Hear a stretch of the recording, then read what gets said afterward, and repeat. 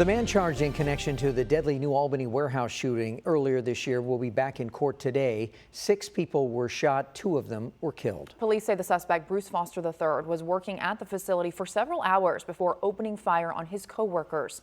Kate Seifert joins us with more on what will happen in court today. Kate? Well, Katie, today we expect a decision that could be made of whether or not Bruce Foster is competent to stand trial. This video here is from when he first appeared in court back in March. During this hearing, prosecutors requested a second mental health examination be ordered for Foster. That request came after Foster's defense attorney said a psychiatric exam done by their forensic psychiatrist determined that Foster needed additional medical treatment to assist in his own defense. His defense said then that hospitalization would be necessary for Foster to meaningfully participate in a trial. But prosecutors want a second opinion.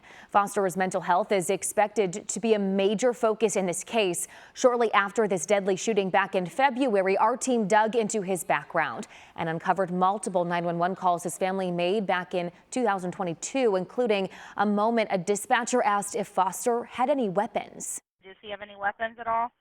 No. Okay. Do you think No, he but needs he's an acting real violent. He's acting really violent.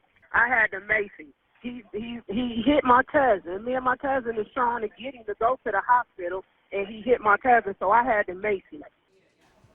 During those calls, Foster's sister told dispatchers that Foster had been diagnosed with schizophrenia and split personality disorder.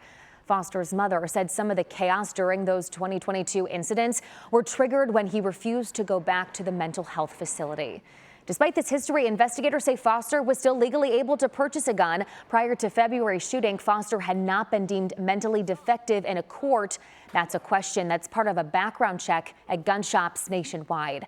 Foster is currently being held on a $20 million bond. This afternoon, the prosecution is expected to present their competency report in court. Then a Licking County judge will review both evaluations and determine if Foster is indeed competent to stand trial. That hearing is at 1 o'clock this afternoon. We will, of course, have a crew inside that courtroom and let you know what happens here on air and online. On your side, I'm Kate Seifert. Good day, Columbus.